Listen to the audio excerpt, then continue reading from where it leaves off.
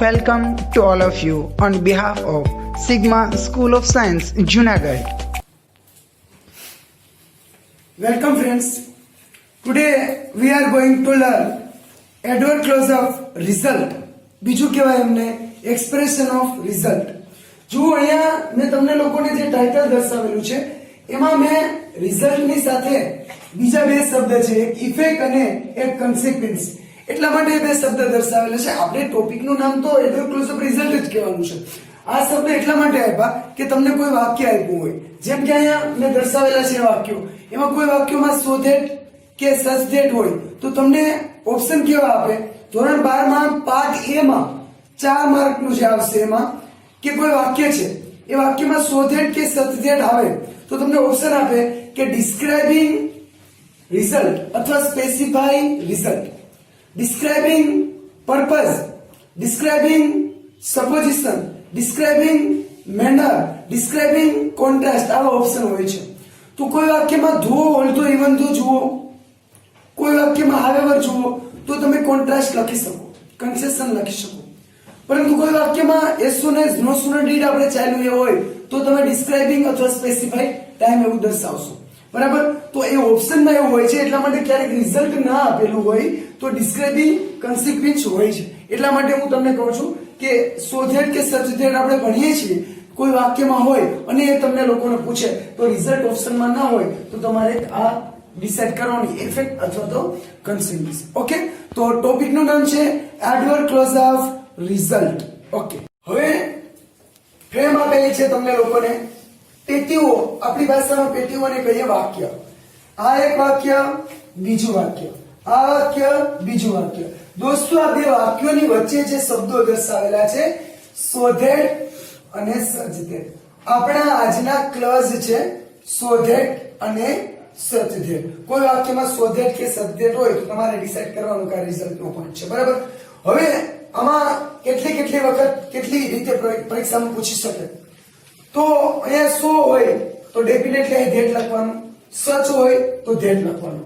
પરંતુ અહીંયા that છે તો so પણ આવે અને such પણ આવે. એ કેમ નક્કી થાય? તો કે such અને that ની વચ્ચે ખાલી નાઉન આપેલું હોય અથવા વિશેષણ સાથેનું નાઉન આપેલું હોય તો such લખીશું ખાલી જગ્યામાં, અને ખાલી જગ્યા અને that ની વચ્ચે માત્ર વિશેષણ એડજેક્ટિવ આપેલું હોય તો આપણે જવાબમાં so લખીશું. કહેવાનો મારો મતલબ એવો કે so અને that ની વચ્ચે માત્ર વિશેષણ આવશે, જ્યારે such અને that ની વચ્ચે નાઉન આવશે અથવા નાઉન સાથેનું વિશેષણ આવશે. બીજી વાત કરી દઉં કે આમના પછીના વાક્યમાં so that, પછીના વાક્યમાં that પછી સીધું અહીંયા કરતા હશે. પછી અમુક વાક્યોને બાદ કરતા અહીંયા can અથવા તો could હશે. શું હશે?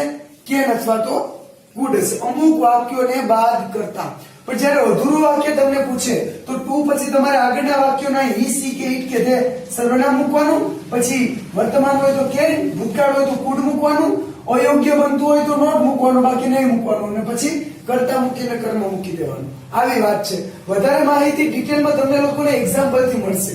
બરાબર? તો હવે હું વાત કરું. એક વાક્ય so that ની વચ્ચે વિશેષણ, પછી બીજું વાક્ય, એક વાક્ય such that ની વચ્ચે નાઉન, પછી એક બીજું વાક્ય. હવે શરૂઆત કરીએ તો તમારી સમક્ષ મેં પ્રથમ સેન્ટેન્સ, ફર્સ્ટ સેન્ટેન્સ દર્શાવેલું છે.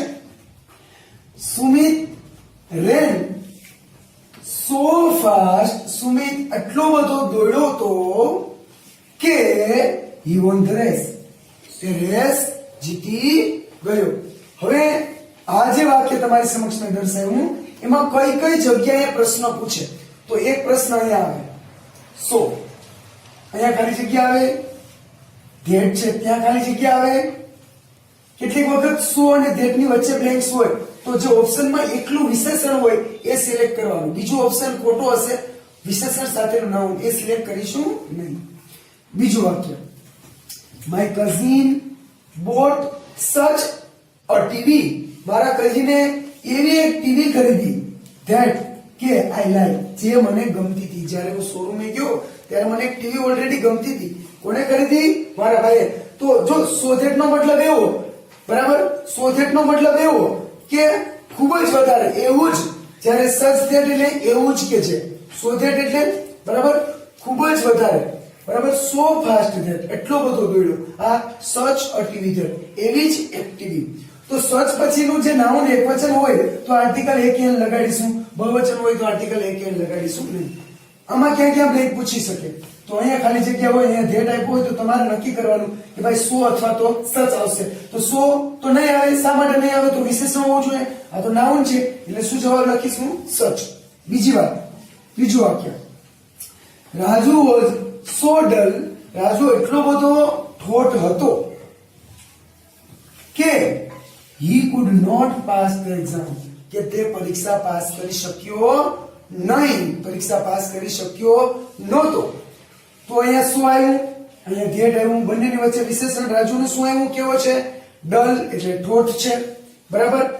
હવે પછીના વાક્યમાં રાજુનું હી મૂક્યું.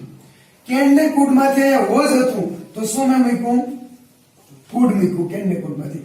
હવે આ ડલ હતો એટલે તોય પાસ થઈ શકે નહીં એટલે મેં નોટ મૂક્યું. અહીંયા ક્લેવર હોત તો આ જ વાક્ય રહેત, પરંતુ નોટ આવે નહીં. હવે બીજી વાત કરું કે ભાઈ સો ધેટ ને બદલે ટુ નો કઈ રીતે ઉપયોગ કરવો. હવે એક વાત, હવે આ સો ને બદલે આપણે લખીશું ટુ, ખાલી ટુ, અને ધેટ ને બદલે ખાલી ટુ. ડબલ ઓ વાળો ટુ સો ને બદલે, ધેટ ને બદલે એક ઓ વાળું ટુ. તો આમની વચ્ચે પણ વિશેષણ જ આવશે, પરંતુ ધેટ પછી કરતા અને કેનકુડ મૂકીએ ને એને બદલે તમારે ટુ પછી સીધું V1 મૂકીને વાક્ય આવતું હોય લખી નાખવાનું. દોસ્તો ત્રીજું વાક્ય મેં બે વખત સિક્વન્સમાં દર્શાવેલું છે. જુઓ, બંને વાક્ય ત્રીજા ક્રમ આપેલા છે. હવે Raju was so dull that he could not pass the exam. તો અહીંયા કેન કુડ પછી નોટ આવતું હશે ને, આ વાક્ય બંને વિરોધાભાસ હશે ને, તો જ આપણે લોકો ટુ નો યુઝ કરીશું. તો Raju was too dull to pass exam. Raju પરીક્ષા પાસ કરવા માટે ખૂબ જ ઠોઠ હતો. હવે જુઓ, સો ને બદલે શું લખ્યું મેં? ટુ. ધેટ ને બદલે શું લખ્યું? આ ટુ. તો તમને ઓપ્શનમાં અહીંયા ટુ હશે તો તમારે સચ, સો અને ટુ માંથી ખાલી ટુ લખવાનું. ધેટ હોય તો સચ કે સો લખવાનું. બરાબર. બીજી વાત, અહીંયા ટુ હોય તો અહીંયા ક્યુ ટુ લખવાનું. ઘણી વખત પ્રશ્ન પૂછાયેલો છે આ ઓપ્શનમાં કે રાજુ ટુ, પછી અહીંયા ઓપ્શન આપી દીધો હોય, જે વિશેષણ આપી દીધું, પછી અહીંયા બ્લેન્ક આવે તો ધેટ કે ટુ લખશો તો આ ટુ સાથે હંમેશા આ ટુ જ આવે. અને ટુ નકાર ભાવ સૂચવે છે, સો ધેટ હકાર પણ સૂચવે છે, અને કોઈ કેમ કે પછી નોટ મૂકીએ તો નકાર થઈ જાય. વાક્ય નંબર 4, મિતુલ ઇઝ સચ અ નોટી બોય. મિતુલ ખરેખર એવો જ એક તોફાની છોકરો છે કે ઓલ ધ ટીચર, ઓલ છે એટલે હું શું લગાડીશ? બહુવચન. ઓલ ધ ટીચર્સ પનિશ હિમ. બધા જ શિક્ષકો એમને સજા કરે છે. તો ઇઝ છે. બરાબર. એટલે વર્તમાનની વાત થઈ એટલે મેં અહીંયા શું લખ્યું? પનિશ વર્તમાનમાં. વોઝ હોત તો એમાં ઈડી લખે. બરાબર. બીજી વાત કરું છું કે સચ અને ધેટ તમને ખાલી જગ્યા અહીંયા પૂછે કે સચ આવશે કે સો આવશે, તો મેં શા માટે સચ મૂક્યું? શું નક્કી કરીને હું સચ મૂકી શકું? તો એકલું નોટી હોય તો અહીંયા શું આવે? સચ ને બદલે સો આવે. એકલું નોટી હોય તો શું આવે? સો આવે. પણ નોટી બોય છે, નાઉન પણ સાથે છે, તો શું આવ્યું? સચ આવશે. ઓકે. સચ અને સો પછીના વાક્યમાં તો ડેફિનેટલી ધેટ જ આવશે. Deepak is so weak that he can not work hard. Deepak એટલો બધો નબળો છે ને કે હાર્ડવર્ક કરી શકતો નથી. હવે દોસ્તો મને એવું કે આ જ વાક્યને તમે ટુ નો ઉપયોગ કરીને બનાવો. સાંભળજો કેવી રીતે બનશે. દીપક નું બેઠે બેઠું દીપક, ઇઝ નું બેઠે બેઠું ઇઝ, સો નું શું થઈ જશે? ટુ. વીક નું બેઠે બેઠું વીક, ધેટ નું ટુ, હી ને કેન નીકળી જશે, નોટ પણ નીકળી જશે, આટલા શબ્દો નીકળી જશે. સીધું શું આવશે? To work hard. તો વર્ક એ આપણું અહીંયા ક્રિયાપદ છે, તો ટુ સાથે ક્રિયાપદનું V1 લગાડેલું છે. તો આ એક્ઝામ્પલ સમજ્યા પછી એક્ઝામમાં કેવા એક્ઝામ્પલ હોય, બ્લેન્ક કેવી હોય, અને કમ્પ્લેશન ધ સેન્ટેન્સીસ ના મુદ્દા હેઠળ પાર્ટ બી માં તમને કેવી રીતે પૂછે એ સમજીએ આપણે આ બાજુ. જોઈ લઈએ, થોડી એક્ઝામ્પલ જોઈ લઈએ. પહેલું વાક્ય છે, તૃપ્તિ ઇઝ સો શાય. અધૂરું વાક્ય છે. કૌંસમાં તમને માત્ર બે શબ્દ આપેલા છે, સ્પીક અને મીટિંગ. તો અધૂરું વાક્ય કઈ રીતે ઇમેજિનેશન કરશો, કલ્પના કેમ કરશો? તો દોસ્તો અહીંયા સો છે, તો અહીંયા પહેલા હું વિચાર વિનાનું શું મૂકી દઉં? શું મૂકી દઉં? ધેટ મૂકી દીધું. તો તૃપ્તિ સો શાય ધેટ હવે તૃપ્તિનું શું લખીશું અહીંયા? હી, સી, ઈટ, ધે શું લખીશું? સી. તો તૃપ્તિ એમનો લખીશ સી. સી લખાઈ ગયા પછી સો ધેટ હોય તો કેન કે કુડ માંથી એક શબ્દ મૂકવાનો. અહીંયા ઇઝ છે એટલે હું કેન મૂકું, વોઝ હોત તો કુડ મૂકે, તો સી કેન. બરાબર ને? સી કેન આવી ગયો. હવે નોટ મૂકીશ કે નહીં મૂકી? તો તૃપ્તિ એટલી બધી શરમાળ છે તો મીટિંગમાં બોલી શકે? ના બોલી શકે તો નકાર થઈ જશે. તો સી કાન્ટ અથવા તો સી કેન નોટ. કેન સાથે ક્રિયાપદનું મૂળરૂપ સ્પીક ઇન ધ મીટિંગ. આપણે જે આર્ટિકલ અને પ્રેપોઝિશન છે આપણી રીતે મૂકવા પડે. તો પહેલું વાક્ય કમ્પ્લીશન સેન્ટેન્સ બની ગયું. પાર્ટ બી નો છે જવાબ. બીજું વાક્ય ભૌતિક ઇઝ ટુ ટીમિડ. ટીમિડ એટલે ડરપોક, એટલો બધો ડરપોક છે. હવે ટુ ટીમિડ છે તો ટુ છે તો અહીંયા ધેટ આવશે કે નહીં આવે? તો કે નહીં આવે. શું આવશે? ટુ. તો ટુ સાથેનું ક્રિયાપદ સીધું V1. બીજો કોઈ શબ્દ આવશે નહીં. હી, સી કે ઈટ ના આપણે લપ કરવા પડશે નહીં. તો ભૌતિક તેના એનિમી દુશ્મન સાથે લડવા માટે ખૂબ ડરપોક છે, એટલો બધો ડરપોક છે કે દુશ્મન સાથે લડી શકે. એ નકારાત્મક ભાવ છે. તો ભૌતિક ઇઝ ટુ ટીમિડ ટુ. ટુ સાથે ફાઇટ નું ફાઇટ મૂકી દો. ફાઇટ વિરુદ્ધ માટે અગેન્સ્ટ આપણે પ્રેપોઝિશન મૂક્યું. અગેન્સ્ટ હી ઇઝ એનિમી કે હર એનિમી? તો કે હી ઇઝ એનિમી. એનિમી બોલાય ભાઈ. બરાબર. વાક્ય નંબર 3. આ વાક્યમાં બે ગર્લ્સ ની વાત છે. બે ગર્લ છે. એક તો છે રીમા, બીજી છે ખુશી. તો રીમા અને ખુશી આર એટલી બધી બંને ઇન્ટેલિજન્ટ છે, એટલી બધી બુદ્ધિશાળી છે કે ગમે એવો અઘરો ક્વિઝ હોય તે સોલ્વ કરી શકે છે. તો રીમા એન્ડ ખુશી આર સો ઇન્ટેલિજન્ટ. હું અહીંયા શું મૂકીશ દોસ્તો? ધેટ.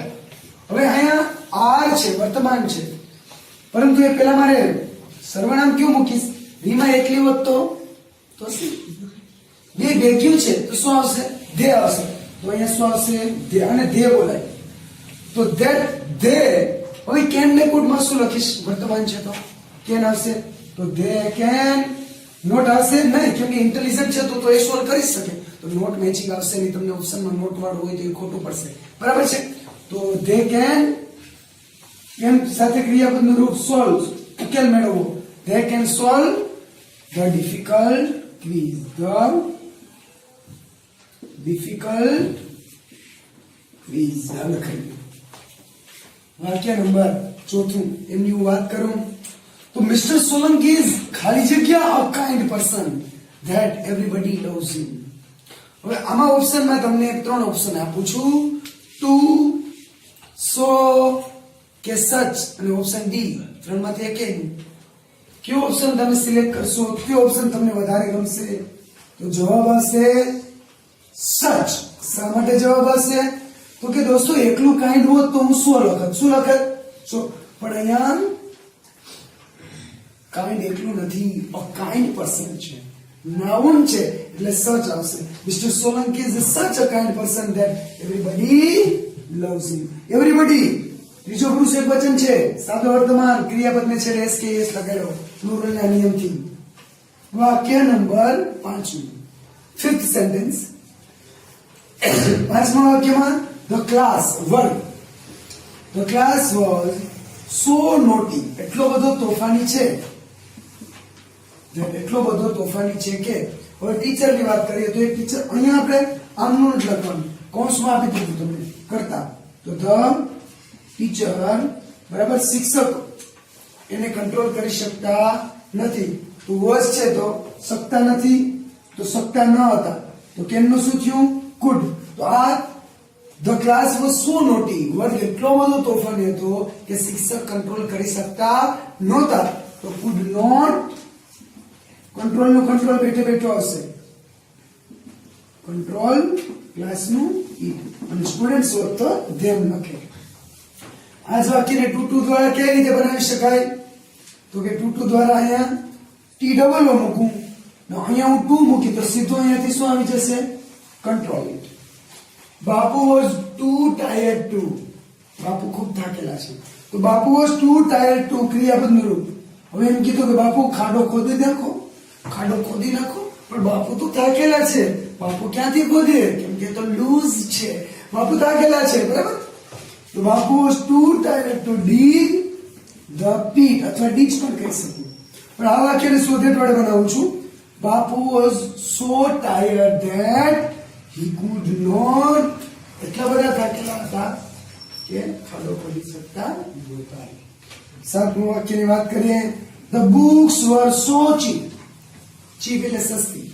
તો તમને એવું પૂછે કે give a opposite અથવા એન્ટોનિમ ઓફ cheap, તો cheap ના ઓપ્શન કેટલા હોઈ શકે?